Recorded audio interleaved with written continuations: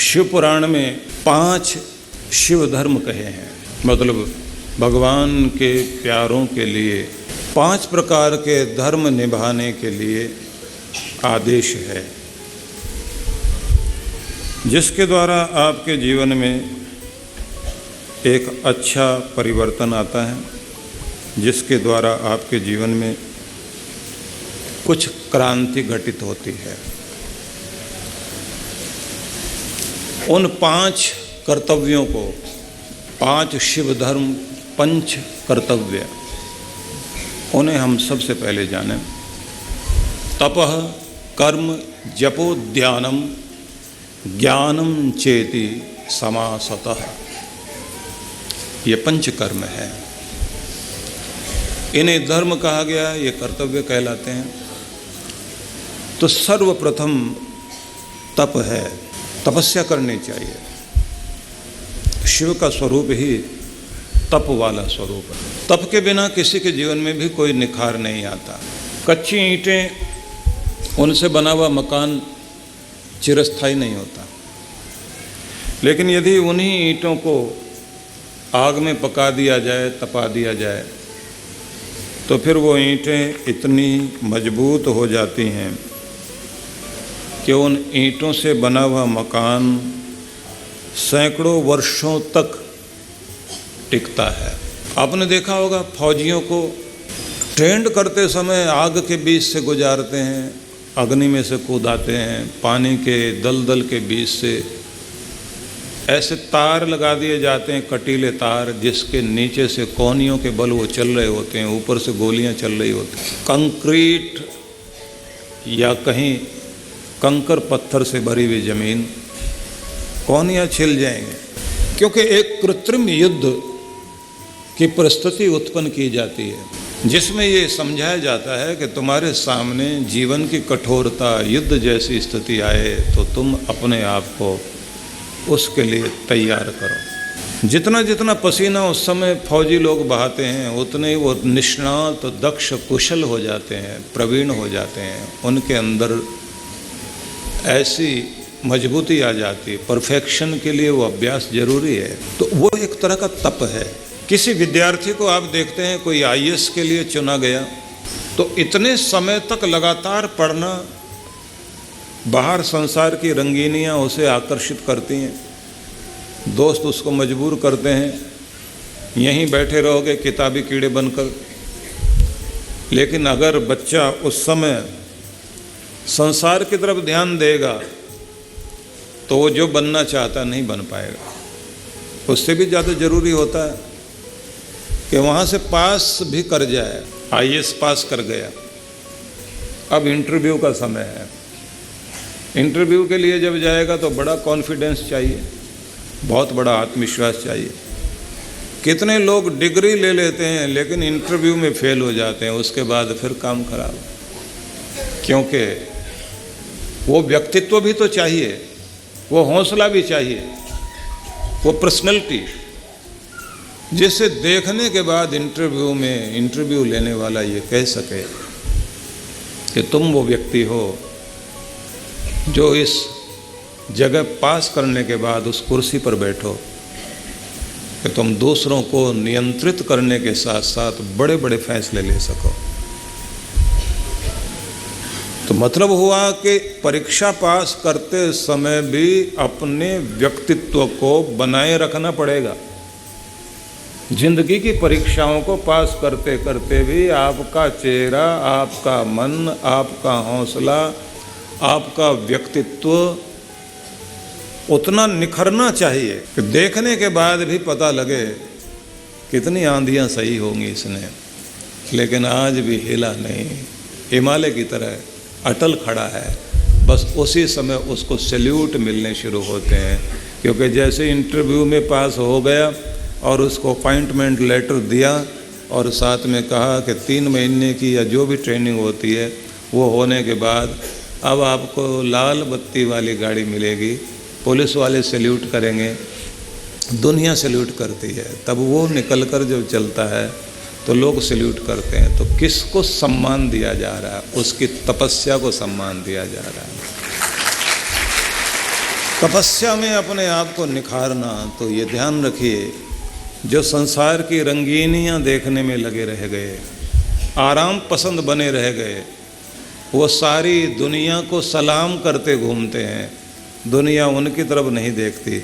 लेकिन जिसने संसार की रंगीनियां, आराम, सुख सुविधा नहीं देखी, तपस्या करता रहा, मेहनत करता रहा, उसने एक मुकाम, एक पद, एक स्थान प्राप्त किया।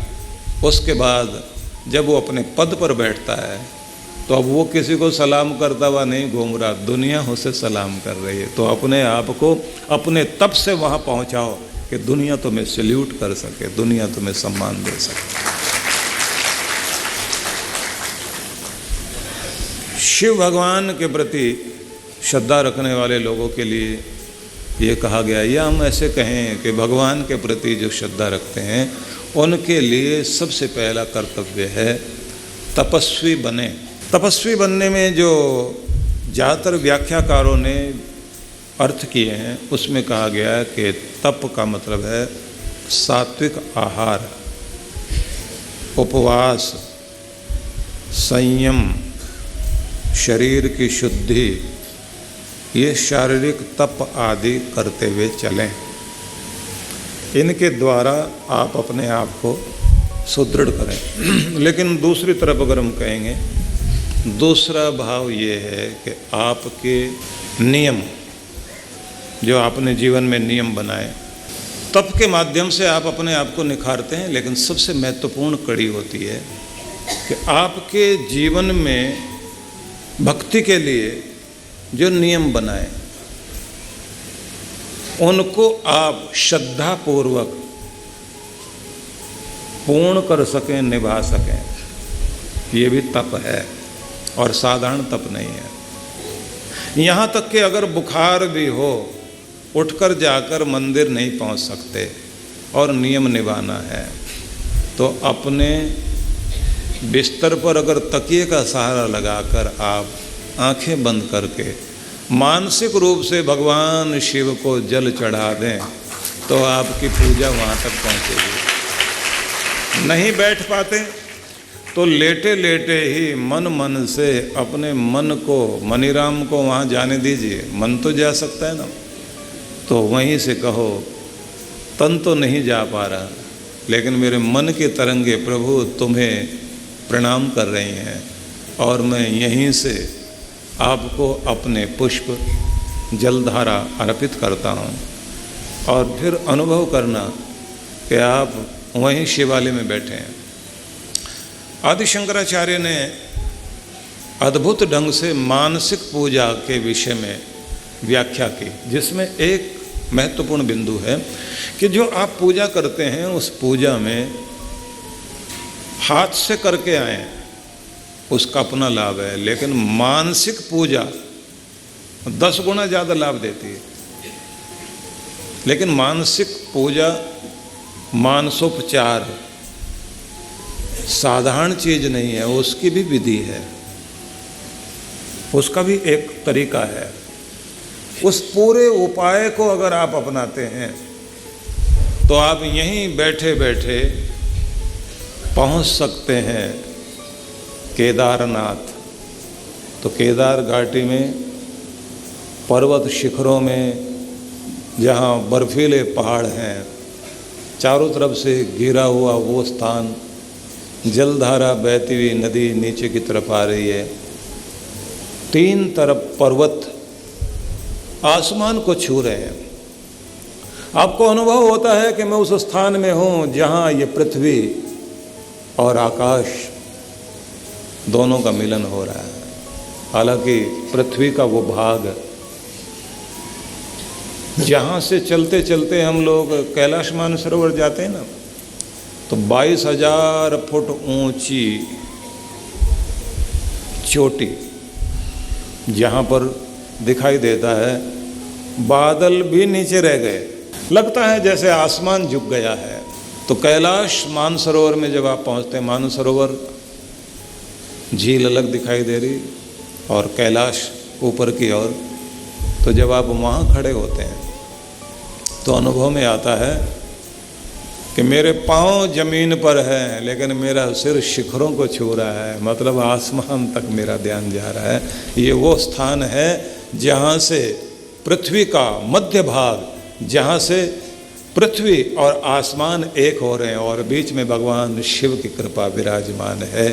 तो यहाँ मैं खड़ा हुआ हूँ, तो कभी कभी वहाँ तक पहुँच सकें शरीर से तो बहुत अच्छा, लेकिन एक बार पहुँच के आ गए, या फिर आपने कोई फिल्म देखी तो फिल्म के माध्यम से ही चल कर के पहुँच जाओ। मानसिक रूप से आप उस सरोवर में स्नान करके आइए, और एक मज़े की बात होगी अगर आप वहाँ अनुभूति करते हैं कि कितनी ठंडी हवा, कितना बर्फ़, तो आपको सीरन महसूस होने लग जाएगी।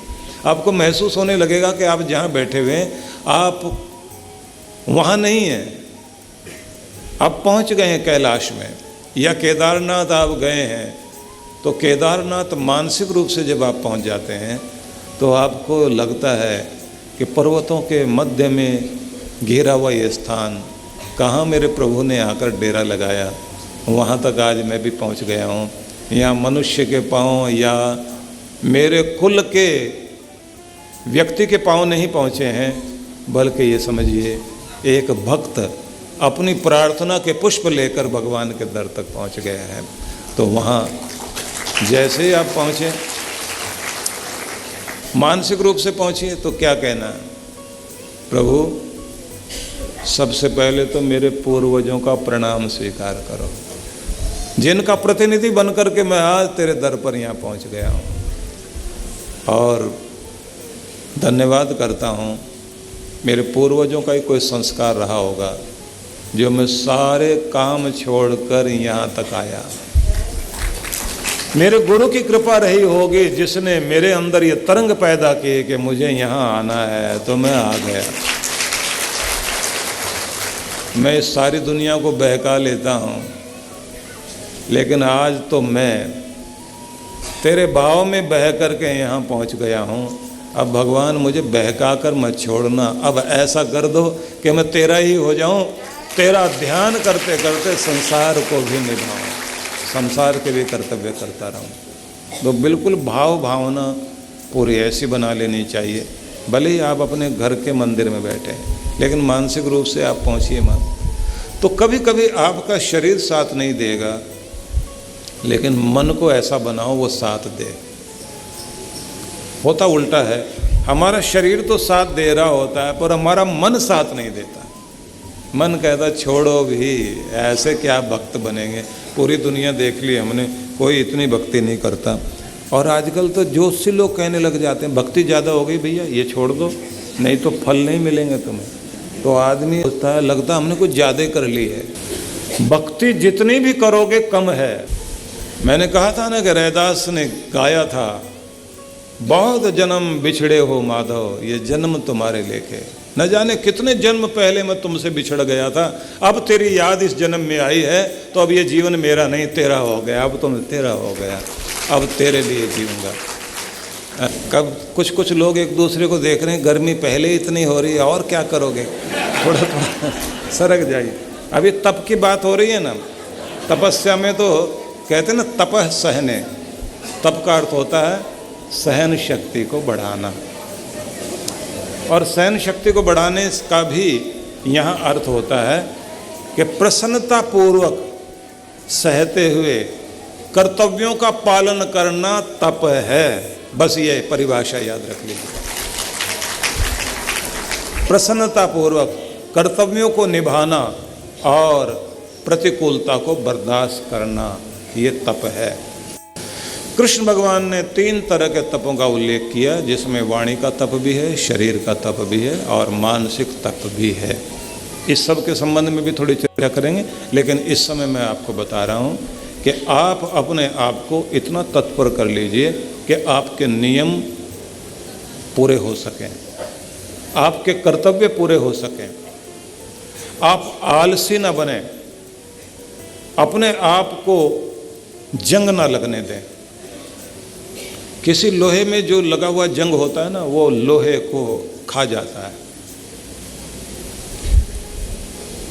आप जानते हैं बहुत सारे गुनाहों में आलस्य को भी एक गुनाह माना गया है, लापरवाही को भी एक पाप माना गया है। लापरवाह होना और आलसी होना ये भी एक पाप है, ये भी एक गुनाह है। और ये गुनाह हमें करना नहीं चाहिए बिल्कुल ही, क्योंकि हम ऐसे व्यक्ति बन जाते हैं अगर आलसी हैं जिसमें गति नहीं है, और अगर लापरवाह हैं तो फिर हम ऐसे व्यक्ति हो जाते हैं जैसे किसी घड़ी में सुइयां ना हो लेकिन चल जरूर रही हो। उसके चलने का क्या फायदा? लापरवाह आदमी कुछ काम भी कर रहा हो, इधर चला जाए उधर चला जाए, लेकिन उसके चलने फिरने का कोई परिणाम नहीं निकलता। तो लापरवाही और आलस्य ये तो बिल्कुल नहीं होना चाहिए। और जो तपस्वी आदमी होता है उस आदमी के पास सबसे बड़ा गुण यही रहता है कि वो आलसी नहीं होता, लापरवाह नहीं होता। इसका मतलब क्या हुआ? जिम्मेदार होता है, कर्तव्यनिष्ठ होता है। कोई भी एक जिम्मेदार आदमी कहीं भी खड़ा हो, अकेला काफ़ी है, सब कुछ ठीक कर देगा। पूरे घर में एक समझदार और जिम्मेदार आदमी हो जाए, उस कुल को चमका देगा। किसी संगठन में एक जिम्मेदार और समझदार आदमी हो, संगठन को चमका देगा। और एक लापरवाह और आलसी आदमी महत्वपूर्ण स्थान में बैठ जाए, सारे किए कराए को मिट्टी में मिला देगा। तो अपने आलस्य को जीतना है, अपनी लापरवाही को जीतना है। जिम्मेदार बनिए। ऐसा जिम्मेदार नहीं, किसी ने कंपनी ने विज्ञापन निकाला, जिम्मेदार आदमी चाहिए, बहुत जिम्मेदार, अच्छी तनख्वाह दी जाएगी। एक आदमी पहुंच गया, उसने कहा साहब मैं बहुत जिम्मेदार हूँ। अच्छा, तुम्हें नौकरी दी जाए तो पहले ये बताओ कि तुम कितने जिम्मेदार हो। बोले 10 कंपनियों में से निकाला गया, हर गलती का जिम्मेदार मुझे ही ठहराया गया। हर किसी ने कहा यही जिम्मेदार है, यही जिम्मेदार, तो महाराज मुझे रख लीजिए। तो ऐसा जिम्मेदार नहीं चाहिए, ऐसा जिम्मेदार जो दूसरों की भी गलतियों को सुधार दे, और जिसके जाते ही पूरे मशीनरी में ऊर्जा आ जाए, शक्ति आ जाए, तो उसे कहा जाएगा जिम्मेदार। और वो वही हो सकता है जिसकी ज़िंदगी में तप होता है। तो ये ध्यान रखिए, महान कार्य के लिए सहा गया कष्ट तप है। भक्ति के लिए सहा गया तप या दर्द वो तप है। इसी प्रकार से जब आप विद्या के लिए कष्ट सहते हैं तो उसका नाम तप है, ज्ञान प्राप्ति के लिए। इसी प्रकार से जब गुरु प्राप्ति के लिए, गुरु ज्ञान के लिए कष्ट सहते हैं, वो कष्ट नहीं होता, वो भी तप कहलाता है। और उस तप को करने वाला तपस्वी धन्य होता है। कबीर ने तप करके निष्ठा से गुरु को पाया, गुरु के हो गए। और उसके बाद गुरु ने जहाँ खड़ा किया वहीं खड़े होकर अपना मन इतना गुरु से जोड़ लिया। स्वामी रामानंद महाराज कबीर को बाहर खड़ा करके और बोल कर गए, देखो कबीर तुम बाहर रहना, समय हो गया भक्ति का, मैं थोड़ा साधन भक्ति कर लूँ, और भक्ति साधन के बाद जब उठूँगा तो क्योंकि सर्दियाँ शुरू हो गई हैं तो रजाई लेने के लिए चलेंगे मार्केट में। कबीर बाहर खड़े रहे, सेठ आए मिलने के लिए, गुरुजी से मिलना है। बोले वो तो है नहीं, अभी मार्केट गए हैं, रजाई खरीद रहे हैं।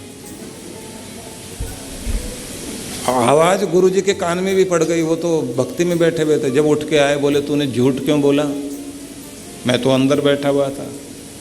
बोले महाराज मैंने तो अपना मन आपके मन से जोड़ा हुआ था, और आपकी तरंगे बता रही थी कि आप बैठे जरूर भगवान की भक्ति में थे, लेकिन इस समय रजाई का मोल भाव कर रहे थे।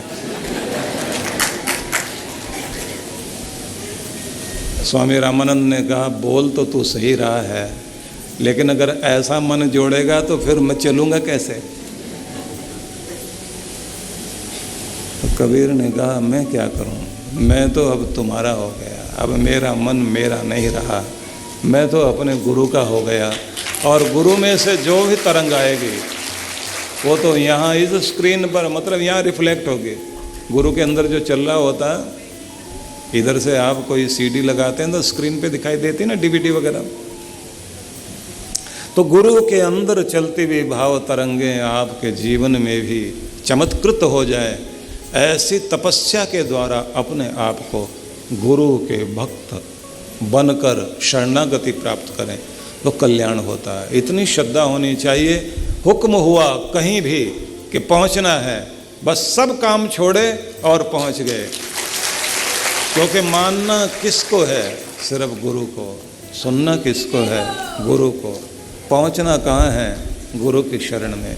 तो जब हम इस तरह से तप करते हैं तो ये गुरु भक्ति अद्भुत कार्य करती है, और इसी का परिणाम होता है। जैसे बुद्ध का एक शिष्य सारिपुत्त, सारिपुत्त इतना श्रद्धालु, जब उसे बुद्ध की शरण मिली तो बुद्ध की शरण में रहता है। उसने कहा था कि मैं बहुत सारी जिज्ञासा लेकर आया हूँ, उनका समाधान कैसे होगा? तो बुद्ध ने कहा, जिज्ञासा लेकर आए हो, मन में प्रश्न उठाना, मुंह से नहीं बोलना, रहना यहीं, सब शांत हो जाएगा, अपने आप शांत हो जाएगा। और उसके बाद ये हुआ, कुछ अरसे के बाद, कुछ अवधि के बाद घटा ये कि सारिपुत्त की सारी शंकाओं का समाधान हो गया।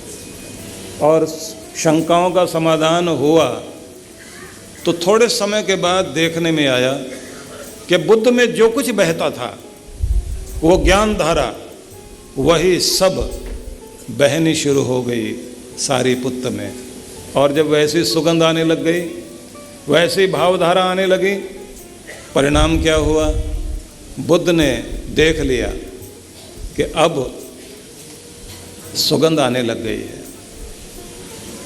पूछा, कुछ प्रश्न बाकी हैं, जो पूछना है पूछ लो।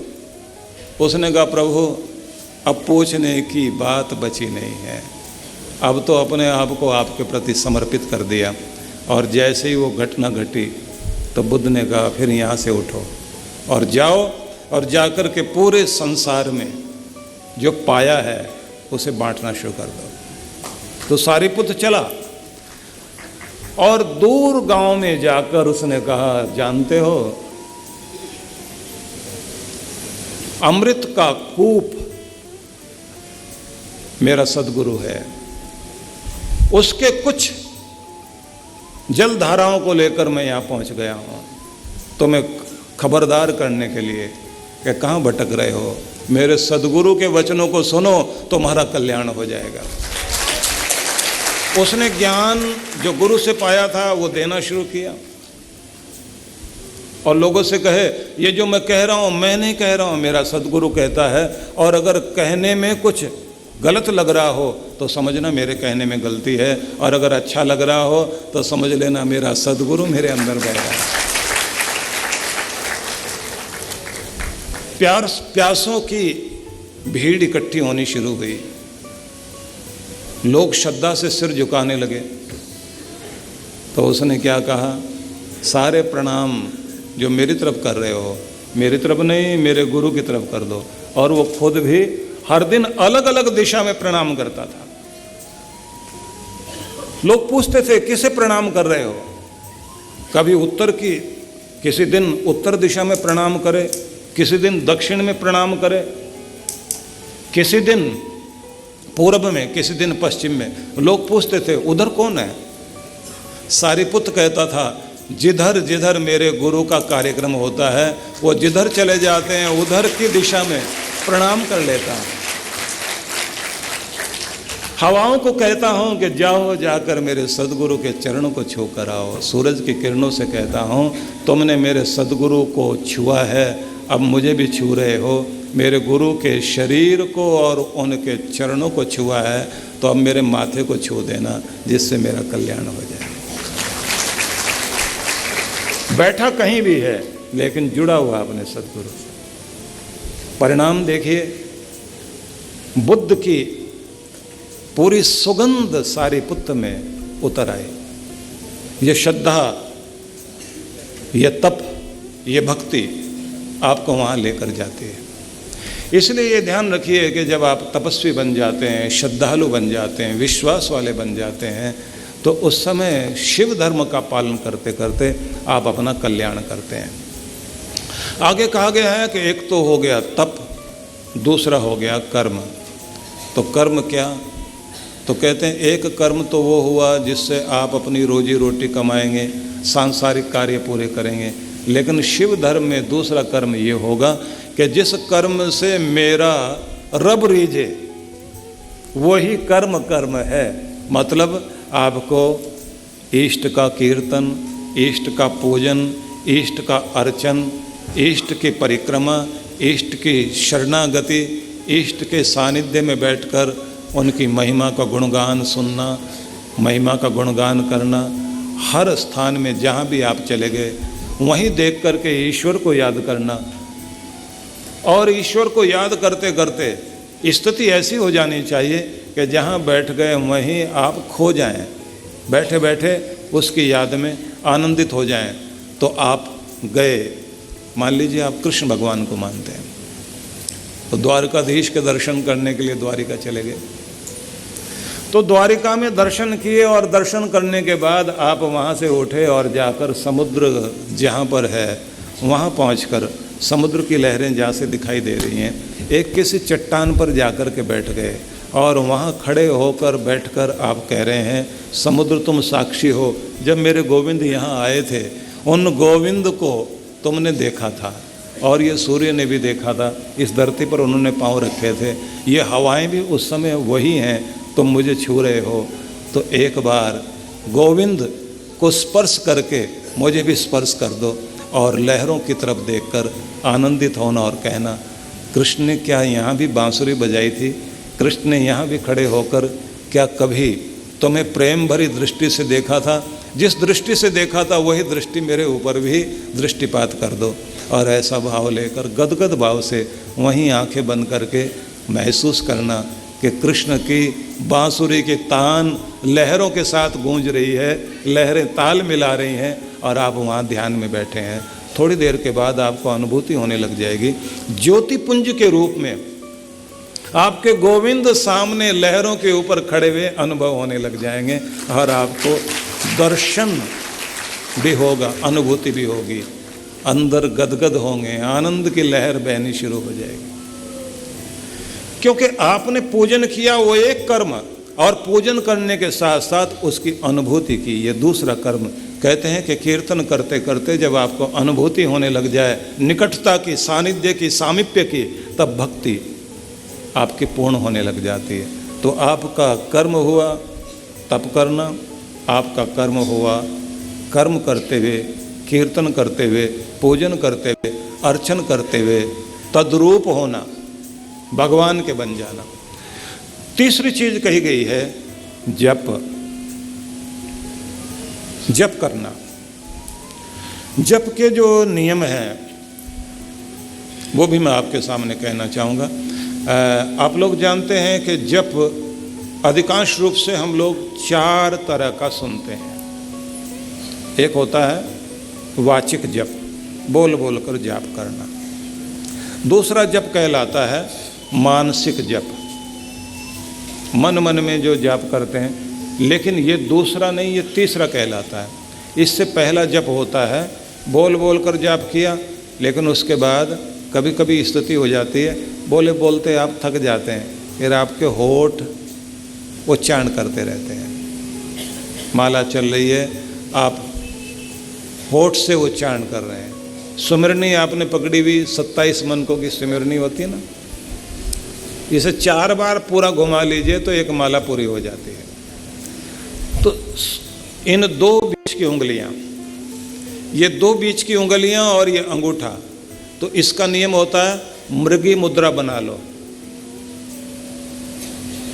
मृग जो होता है उसके तो 12 सींग होते हैं, जो हिरनी होती है ना उसके 2 सींग होते हैं। तो जब आपकी बीच की 2 उंगलियां और अंगूठा मिल जाए और ये 2 उंगली ऊपर की तरफ उठी रह जाए, ये हो गई मृगी मुद्रा। अब इसे उलट दीजिए, ऐसे ऐसे उलट दीजिए और इसमें सामग्री लीजिए, यज्ञ में आहुति दीजिए। इसी तरह से आहुति देने, मृगी मुद्रा से। इसको थोड़ा टेढ़ा कर दीजिए ऐसे, तो इसके बीच में पकड़ लीजिए माला, ये पकड़ी गई ना। अब यहाँ से 2 उंगलियाँ इधर, पहली आखिरी, इसको आपने दूर कर दिया। अंगूठे से अब यहाँ से माला चल रही है, 2 उंगलियों पर ठहरी हुई है। अनामिका, मध्यमिका, इन 2 के बीच माला ठहरी हुई है और आप जाप करते जा रहे हैं। ओम नमः शिवाय, ओम नमः शिवाय, ओम नमः शिवाय, ओम नमः शिवाय, ओम नमः शिवाय, ओम नमः शिवाय, ओम नमः शिवाय। ये वाचिक जप हुआ, लेकिन जैसे जाप करते करते होठ हिलते जाते, ओम नमः शिवाय, ओम नमः शिवाय, ओम नमः शिवाय, ओम नमः शिवाय। ये हो गया उपांशु जप।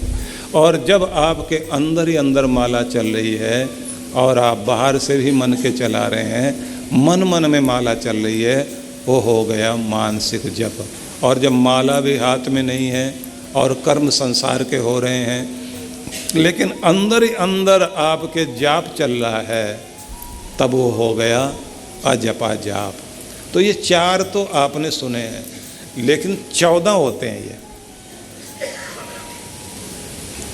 मूल रूप से अगर समझना, नाम जपना ही तो जप है। अब उसे बोलकर करिए, आप होठ हिलाकर करिए, मन से कीजिए, कर्म करते हुए अंदर से करते जाइए। अब अंदर वाला जो जाप होता है, लोग कहते हैं अजपा जप, उसकी तो सिद्धि प्राप्ति करनी होती है।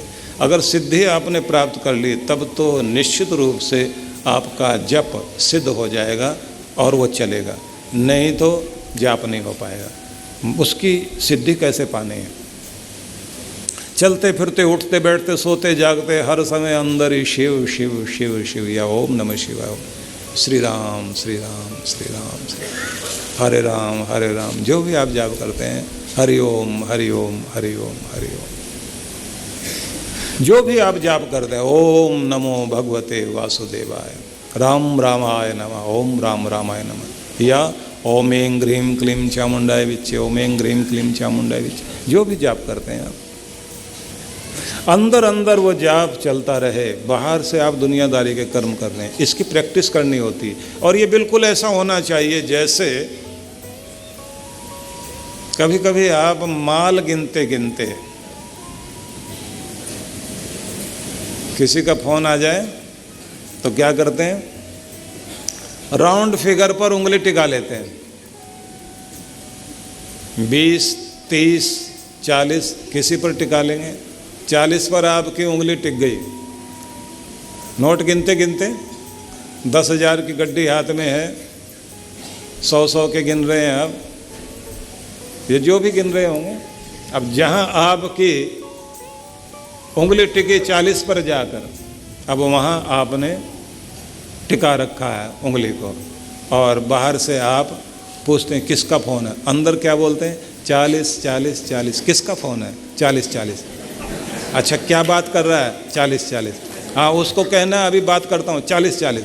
अब ये जो 40 40 आप बोल रहे हैं वो सिर्फ आप ही सुन रहे हैं, दूसरा नहीं सुन रहा है।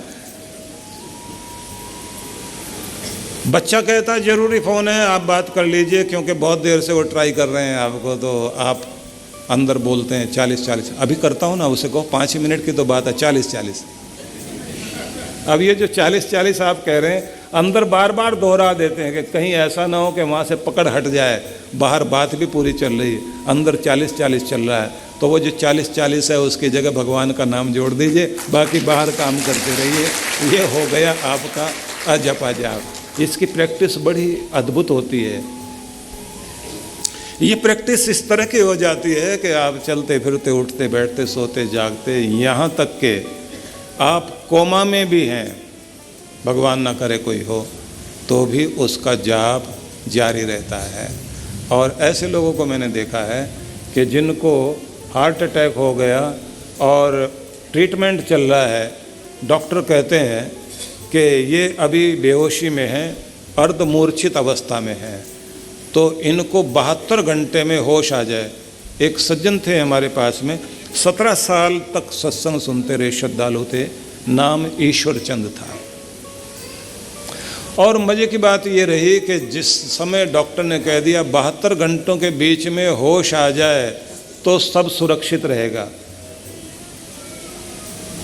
तो उनको समय बीतता जा रहा था, होश आ नहीं रही थी। डॉक्टर ने कहा अब कुछ घबराहट बढ़ रही है, आप एक काम कीजिए, कोई तरीका आपके पास हो होश में लाने का तो कीजिए।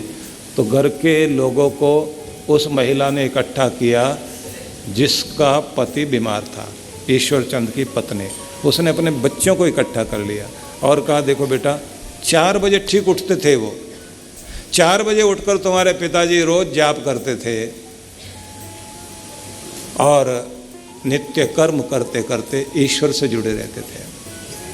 तो आज 4 बज गए, अभी तक हिले नहीं, तो तुम लोग वही जाप शुरू करो जो तुम्हारे पिताजी करते थे। तो सब बच्चे एक साथ बोलना शुरू कर दिया जैसे पिताजी बोलते थे। अब ऐसे बोलते बोलते कोमा में पड़े हुए को 4:20 के लगभग एकदम होठ हिलने शुरू हुए, होश आनी शुरू हुई, तकिए का सहारा लिया और उसके बाद पत्नी से पूछते हैं कितने बजे हैं, तो उसने कहा 4:20 हो गए। तो गुस्सा किया, तूने मुझे जगाया क्यों नहीं? बोले जी गलती हो गई, कल से ठीक समय में जगा दूंगा। जब बाद में पता लगा, डॉक्टर भी भागते हुए आ गए, उन सबको कहा जाप बंद करो भाई, अब हमको ट्रीटमेंट करने दो, आदमी को होश आ गई है। लेकिन तुम बताओ ये होश में कैसे आए? बोले 17 साल का जो अभ्यास था, बस 17 मिनट हम लोगों ने 17 मिनट बैठकर सामने जाप किया है। 17 साल का अभ्यास काम कर गया।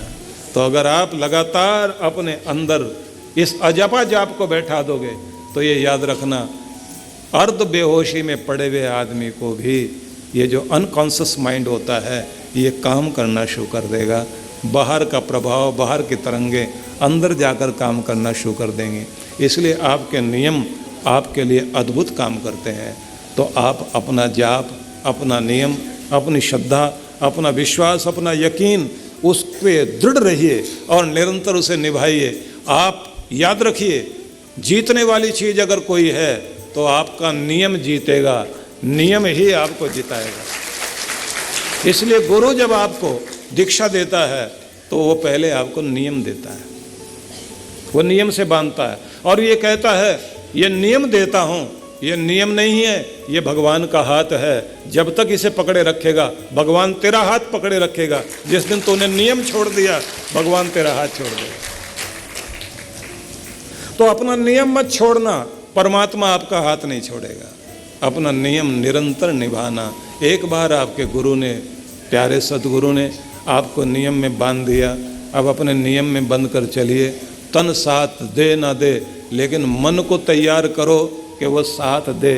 आपका चित्त परमेश्वर से जुड़ जाए, जिसका चित्त वहाँ जुड़ गया, निरंतर कल्याण ही कल्याण है। एक ही मार्ग, केवल एक ही मार्ग। अपने चित्त को परमेश्वर से जोड़ें। तो कहा गया है कि एकाग्र चित्त से प्रेम पूर्वक अखंड नाम जपना जप कहलाएगा। व्याख्या ये की गई है, दोबारा से सुन लीजिए। एकाग्र चित्त से प्रेम पूर्वक अखंड नाम जप करना ही जप कहलाता है। अखंड जाप, तो कभी कभी ऐसा नियम बना लें, अखंड जाप का नियम बना लें। सभी इकट्ठे सामूहिक रूप से, समुदाय के रूप में सामुदायिक प्रार्थना करने के लिए एकत्रित होइए, उसका चमत्कार देखना। अकेले का पाठ करना उतना चमत्कार नहीं करता जितना समुदाय के रूप में इकट्ठे होकर जब जाप किया जाता है, वो भक्ति तरंगे इतना अद्भुत लाभ देती हैं। आप समझिए कि वो आसमानों तक पहुंचकर परमात्मा की कृपाओं को खींचकर आप तक लेकर आती हैं। इसलिए इकट्ठे बैठकर जाप जरूर किया करें। आपके ग्रंथों में कहा गया है, सहस्रई साकमर्चत हजारों की संख्या में इकट्ठे होकर समवेत स्वरों में, एक स्वर में सब उच्चारण करो तो कल्याण होगा। आपके पवित्र ग्रंथ वेद, ऋग्वेद सबसे प्राचीन ग्रंथ माना जाता संसार का, उसका जो सबसे अंतिम अध्याय है, या कहना चाहिए अंतिम मंडल का अंतिम सूक्त, उसे बोलते हैं संगठन सूक्त। पिछले वर्ष जब भारत के प्रधानमंत्री ने, नरेंद्र भाई मोदी ने लाल किले पर अपना पहला संबोधन दिया, उद्बोधन दिया, तो उसमें उन्होंने एक मंत्र का अंश बोला था, संगच्छध्वम संवदध्वम संवो मनान से जानता। उसमें उन्होंने कहा था कि आओ मिलकर साथ चलें, मिलकर बोलें, मिलकर विचारें, एक लक्ष्य की ओर मिलकर बढ़ें, क्योंकि हमें बहुत दूर जाना है, बहुत ऊंचाई तक जाना है। निश्चित बात है, जब परिवार के सारे लोग सामूहिक रूप से इकट्ठे होकर प्रार्थना करना शुरू करते हैं, जो प्रार्थना आपकी अकेले की नहीं सुनी जाती, किसी नेताजी के पास में अकेले जाइए आप, ध्यान नहीं देगा, घर के सारे 5-7 आदमी लेकर जाओ, थोड़ा सा ध्यान देगा, मोहल्ले के थोड़े से और ज़्यादा लोग लेकर जाओ, थोड़ा और ध्यान देगा, पूरे नगर के लोग लेकर चले जाओ, वो कहेगा मुझे ही बुला लेते, तुम क्यों चले आए यहाँ। ये याद रखिए कि जब आप सब मिलकर भगवान के दर पर जाकर बैठते हैं और एक स्वर से उसका नाम उच्चारण करते हैं, तो वो करुणामय प्रभु कृपालु देव अपनी करुणा जरूर करता है। तो इकट्ठे मिलकर जाप करने वाले बनो। अभी हिंदू समाज को बहुत आवश्यकता है, आरती तो करें, महाआरती भी करें, महाआरती भी किया करो, भले ही एक दिन रख लो, सोमवार को शिव की महाआरती करेंगे, ऐसा नियम बना लो। आप पूर्णमासी अमावस्या में सही कुछ तो नियम बना लीजिए। इकट्ठे खड़े होकर जो कौम सब मिलकर के एक साथ प्रार्थना करने वाले होते हैं, और जिस घर में भजन और भोजन इकट्ठे मिलकर करने वाले लोग होते हैं, कलयुग का प्रवेश वहाँ पर नहीं होता, उस घर को कोई तोड़ नहीं सकता। घर को अगर इकट्ठा करना चाहते हो तो सीधा सा नियम है, इकट्ठे बैठना सीख जाइए, इकट्ठे मिलकर काम करना सीख जाइए। ये इकट्ठा होना बड़ा अद्भुत कार्य है। छोटे छोटे रेसे जिससे रस्सी बनती है, क्या उसकी कीमत होती है, लेकिन सारे मिल जाएं, रस्सी बट जाए, हाथी को बांध लेगी, वो हाथी को हिलने नहीं देगी। जब आप सब मिलते हैं तो आप छोटे छोटे रेशे नहीं, एक बहुत बड़ी शक्ति बनते हैं। जब सारी बूंदें एक साथ मिलकर बरसती हैं तो नीचे नदी बहने लग जाती है। बूंद छोटी सी क्या होती है, लेकिन हर बूंद जानती है कि भले ही मेरी कीमत कुछ ना हो, लेकिन जब हम सारे मिलकर बरसते हैं तो यही तो छोटी छोटी बूंदें हैं जो नीचे बाढ़ लेकर आ जाती, नदियाँ बहने लग जाती है। तो अपनी शक्ति को इतना बढ़ाओ, मिलकर बढ़ो कि आपकी शक्ति नदी का प्रवाह बन जाए।